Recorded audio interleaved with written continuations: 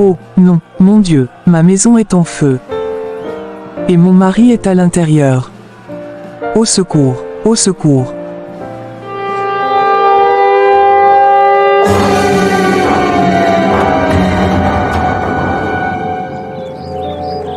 Et maintenant nous nous retrouvons dans la rue, ma fille et moi.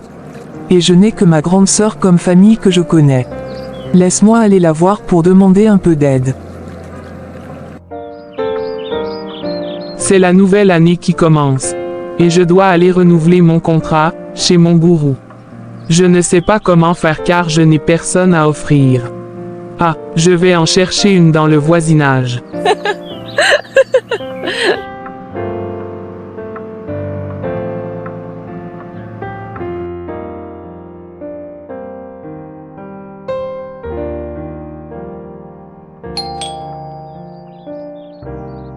Mais qui est-ce? Entrez. Bonjour grande sœur. Bonsoir sœurette, comment vas-tu? Mal grande sœur. Bonjour Tati. Bonjour ma nièce chérie. Asseyez-vous. Merci.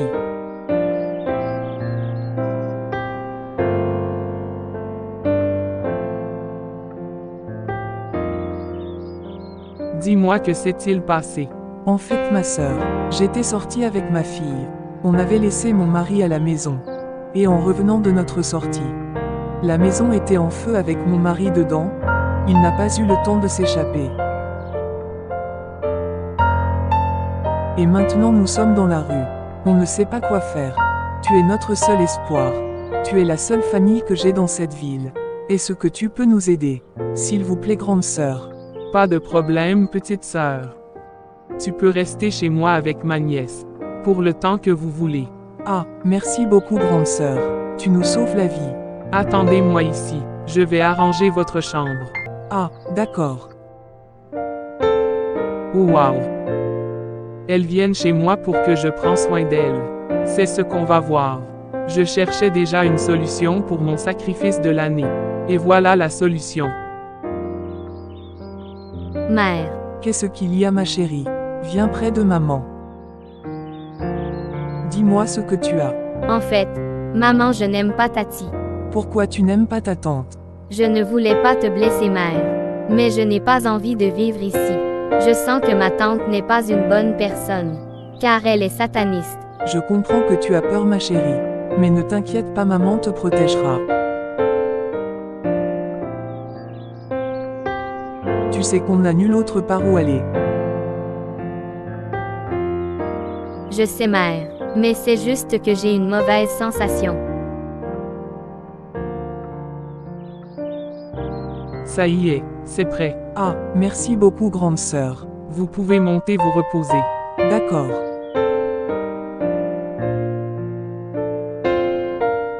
Repose-toi, ma fille. Je vais prendre un bain. D'accord, maman.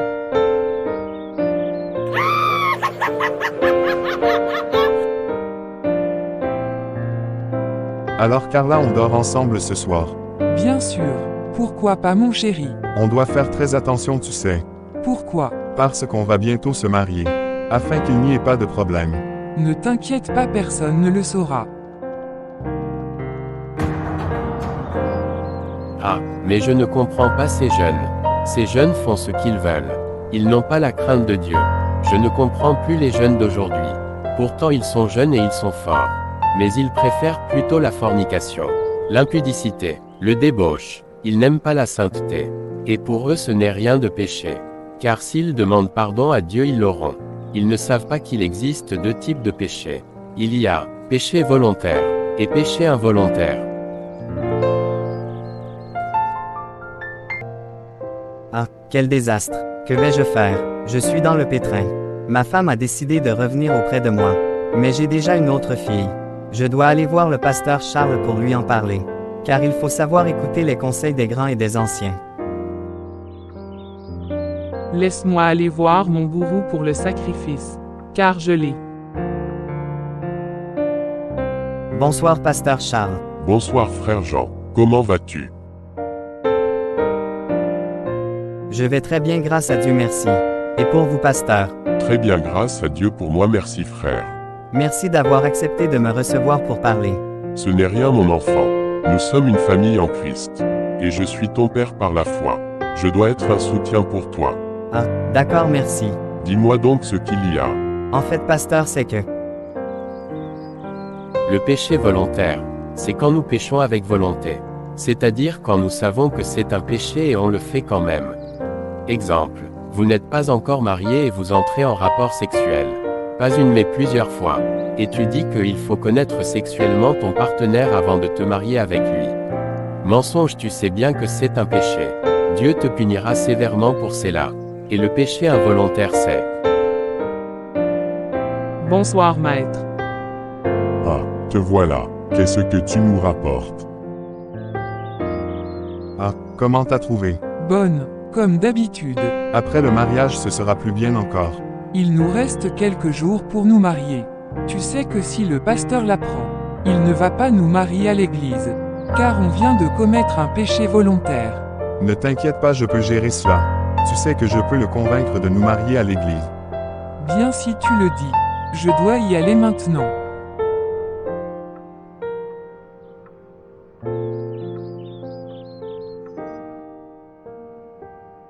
Comme je vous le disais, pasteur Charles, ma femme m'a quitté plusieurs fois sans savoir où elle est allée. Et voilà que maintenant j'ai une autre. Elle revient en me disant qu'elle avait changé. Et elle veut qu'on soit de nouveau ensemble. Frère Jean, Oui, pasteur. qu'est-ce que je t'ai enseigné? Tu sais exactement que, quand tu es marié, c'est pour la vie. Si tu décides de répudier ta femme, tu devras rester seul toute ta vie jusqu'à la mort de ta femme. Et là tu pourras te remarier. Je sais, pasteur, mais je suis jeune. Je n'allais tout de même pas rester comme ça toute ma vie. Cela veut dire que tu as commis un péché volontaire. Car tu sais que c'est un péché. Comme il est écrit dans Matthieu 19 le verset 3, les pharisiens l'abordèrent, et dirent, pour l'éprouver, est-il permis à un homme de répudier sa femme pour un motif quelconque? Le verset 4, il répondit, n'avez-vous pas lu que le Créateur, au commencement, fit l'homme et la femme? Verset 5, et qu'il dit, c'est pourquoi l'homme quittera son père et sa mère, et s'attachera à sa femme, et les deux deviendront une seule chair. 6. Ainsi ils ne sont plus deux, mais ils sont une seule chair. Que l'homme donc ne sépare pas ce que Dieu a joint, le verset 7. Pourquoi donc, lui dirent-ils, Moïse a-t-il prescrit de donner à la femme une lettre de divorce et de la répudier? Matthieu 19 le verset 9. Mais je vous dis que celui qui répudie sa femme, sauf pour infidélité, et qui en épouse une autre, commet un adultère. Tu as tort d'avoir une autre puisque tu es marié à ta femme. C'est un adultère aux yeux de Dieu. Pour le fait que ta femme veut revenir, laisse-moi te dire que si tu ne veux pas recevoir ta femme, tu dois rester seul. Mais si tu ne peux pas rester seul, alors, reprends ta femme. D'accord, merci beaucoup, pasteur Charles, pour tout. De rien, fiston.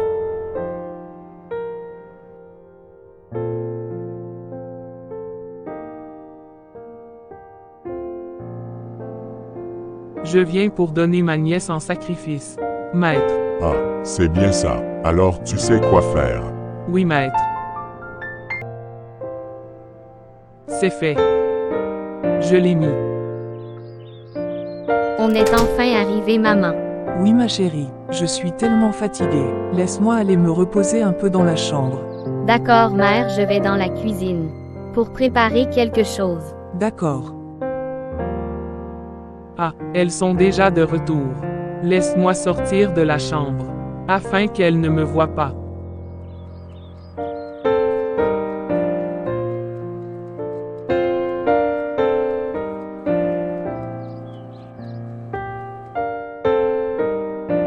Laisse-moi me reposer un peu.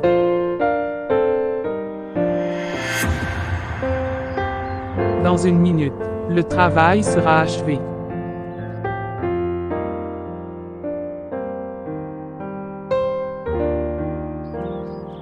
J'ai terminé, laisse-moi aller apporter la nourriture à maman.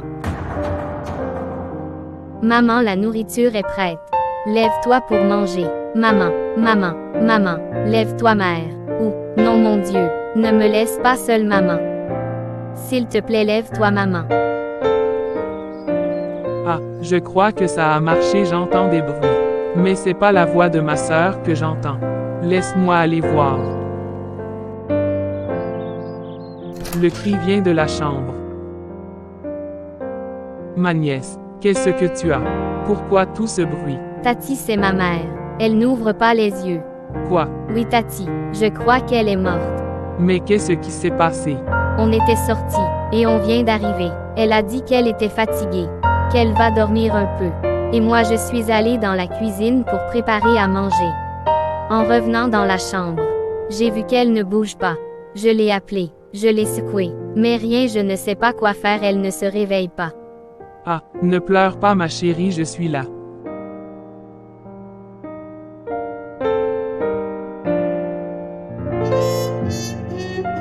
Oh, qui êtes-vous? Où suis-je?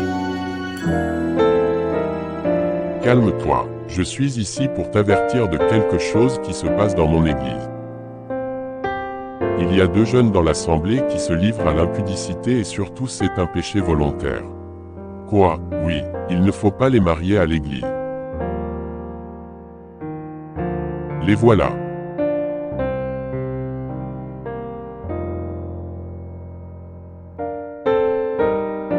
Ce sont eux, puisqu'ils ont souillé le temple de Dieu avant le mariage. Ils ont péché non seulement devant Dieu mais aussi ils ont péché contre leur propre corps. Alors pour cela ils ne pourront pas se marier dans ma maison. Oui Seigneur. Quelle révélation, je me suis assoupi un peu. Je dois parler avec ces jeunes, car le Seigneur Jésus m'a tout révélé. Qu'est-ce qui s'est passé? Pourquoi c'est ma sœur qui est morte? Laisse-moi aller voir mon maître. Maître. Qu'est-ce qu'il y a? En fait, maître, j'aimerais savoir pourquoi c'est ma sœur qui est morte. Car c'est ma nièce que je voulais sacrifier à la place. Parce que la mère a voulu mourir à la place de sa fille. Quoi, comment ça se fait? Mais je ne voulais pas que ma sœur meure. Mais peux-tu prendre ma nièce à la place et laisser ma sœur vivre? Non, ce qui est fait est fait. Prépare-toi pour le mois prochain. Que vais-je devenir? Je n'ai ni père ni mère. Je suis seule au monde. Ah, regarde une petite fille assise toute seule sur le banc. Je crois qu'elle pleure. Laisse-moi aller la voir. Salut ma chérie, comment vas-tu? Bonsoir, chère madame. Je vais bien, merci. Tout à l'heure j'ai vu que tu pleurais. Qu'est-ce qui ne va pas? Ma mère est morte. Et où est ton père? Il est mort aussi. Tu n'as pas d'autre famille ici? Oui, j'ai une tante mais elle n'est pas une bonne personne. C'est une sorcière, je ne veux pas vivre avec elle. Pourquoi tu dis ça? Parce que... Frère Christian, Oui, pasteur. sais-tu pourquoi je t'ai appelé? Non. Quelqu'un m'a dit que tu vis dans l'impudicité. Je pensais que vous viviez chez vos parents. Toi et ta petite amie. Il vous manque quelques jours pour vous marier. Est-ce que c'est vrai que vous habitez ensemble maintenant? Vous avez quitté la maison de vos parents pour vivre dans le péché. Oui, pasteur. Je crois que ce n'est pas un problème car nous allons nous marier. Je dois savoir avec qui je vais me marier. Alors vous n'êtes pas ensemble de longue date. Oui, c'est vrai qu'on est ensemble depuis très longtemps. Mais je dois aussi connaître son corps avant de l'épouser. Est-ce que vous savez que vous ne pourriez pas vous marier à l'église? Pourquoi, pasteur? C'est juste 2 jeunes qui vivent ensemble. Qui veulent ne plus vivre dans le péché. C'est rien. Non, c'est 2 jeunes qui vivaient chez leurs parents. Et qu'ils restent quelques jours pour se marier. Qui décident de vivre ensemble dans l'impudicité. Avant le quelques jours de mariage. C'est mal. C'est très mal. Et si la fille est enceinte, c'est encore pire. Mais pasteur, je n'ai pas d'argent pour louer un local en ce moment pour le mariage. Il fallait y penser avant de faire cette choix stupide. Vous avez attristé le Saint-Esprit. Car vous êtes jeune, vous êtes fort, et vous êtes tous les 2 chrétiens. Vous connaissez la parole, mais vous avez volontairement choisi de faire ce péché. Il est écrit dans 1 Corinthiens 7 le verset 9. Mais s'il manque de continence, qu'il se marie, car il vaut mieux se marier que de brûler. Et aussi dans 1 Corinthiens 6 le verset 18. Fuyez l'impudicité, quelques autres péchés qu'un homme commette, ce péché est hors du corps, mais celui qui se livre à l'impudicité pêche contre son propre corps. Vous aurez pu attendre le mariage. Non, pasteur, elle n'est pas enceinte. On va retourner chez nos parents respectifs. Pour éviter de nous marier hors de l'église, pasteur.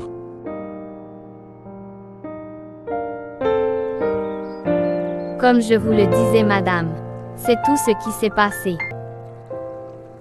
Dis-moi, ma fille, connais-tu Jésus? Non, madame. Tu n'as jamais entendu parler non plus. Non, mais qui est-il? Il est le seul parent qui ne t'abandonnera jamais. Vraiment? Oui, il est toujours là à tes côtés. Pour te protéger, et pour prendre soin de toi. Mais comment pourrais-je le rencontrer? Il suffit de l'accepter, et à chaque moment, tu l'appelles, et il viendra. Je veux l'accepter, car je n'ai personne. Je ne veux pas rester seule. Je le veux. Bien alors répète après moi. Seigneur Jésus, Seigneur Jésus, je viens en ta présence pour te demander pardon pour mes péchés. je viens en ta présence pour te demander pardon pour mes péchés. Je reconnais tous mes fautes. Je reconnais tous mes fautes. Je te demande de m'accueillir dans ta famille, Je te demande de m'accueillir dans ta famille et de me conduire tout au long de ma vie. et de me conduire tout au long de ma vie. Amen. Amen. Voilà, maintenant tu fais partie des enfants de Dieu à travers de Jésus-Christ. Ah, merci beaucoup madame. Je me sens heureuse. Mais comment vais-je faire pour apprendre plus de Jésus? Ne t'inquiète pas, chaque jour on peut se retrouver ici, sur cette place, et je te parlerai plus de Jésus. Et aussi tu peux aller à l'église aussi. Ah, merci beaucoup. Mais je ne peux pas aller à l'église, ma tante ne me laisserait pas y aller. Ne t'inquiète pas, tu peux prier Dieu n'importe où. Quel que soit l'endroit que tu es, il suffit de l'appeler, et il répondra. Ah, d'accord. Je dois y aller maintenant. Bye bye. D'accord, bye bye.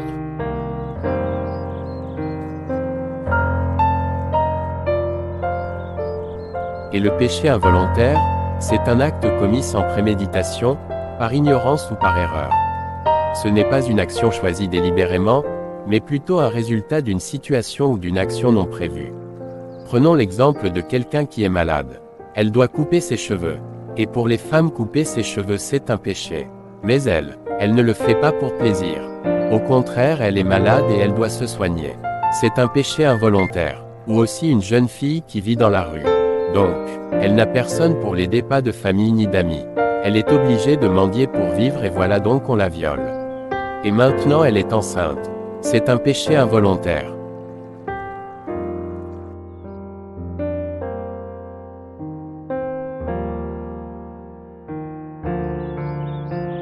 Et, où est cette fille? Je crois qu'elle n'est pas à la maison. Je soupçonne que cette fille veut s'enfuir. Je dois profiter de la sacrifier avant qu'elle réussisse à s'échapper. Quoi, ma tante veut me sacrifier? Alors c'est elle qui avait tué ma mère. Et voilà qu'elle veut me tuer aussi.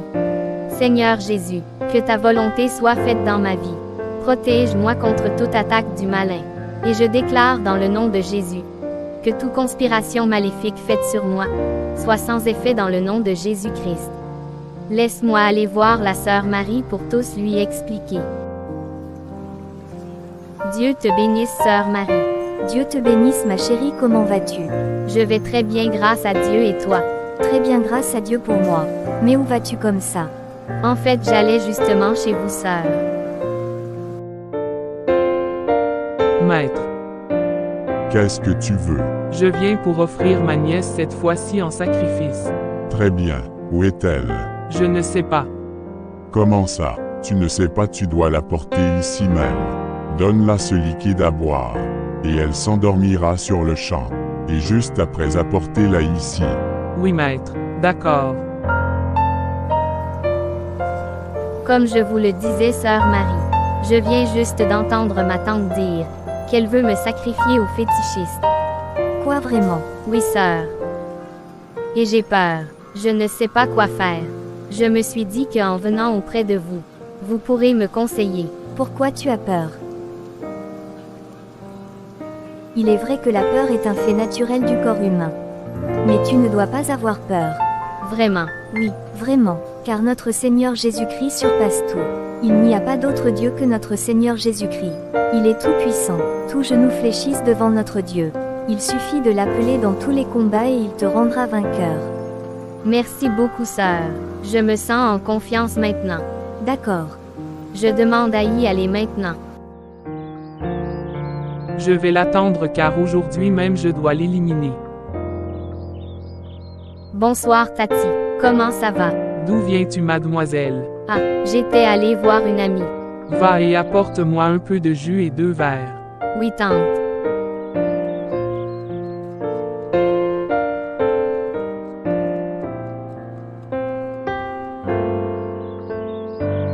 Voilà le jus, tante.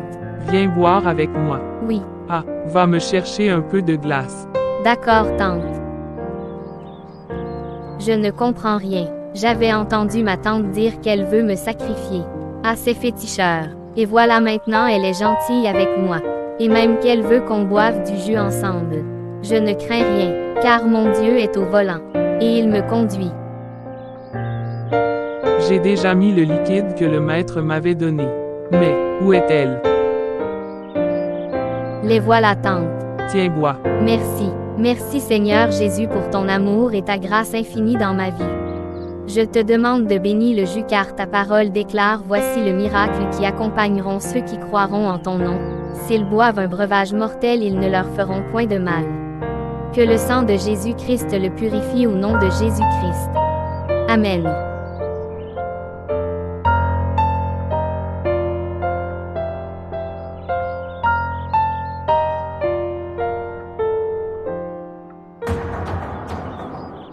Quoi? Il ne s'est rien passé. Voilà mes frères et sœurs, c'était tout pour cette vidéo. N'oubliez surtout pas de vous abonner à notre chaîne YouTube Kisha Family TV, Commentez, likez, partagez, afin que YouTube puisse élargir notre audience. et nous puissions trouver plus d'âmes pour Dieu à travers vos partages. Dieu vous bénisse, Et n'oubliez surtout pas que Jésus revient bientôt. et Jésus vous aime. Bye bye. Bye bye.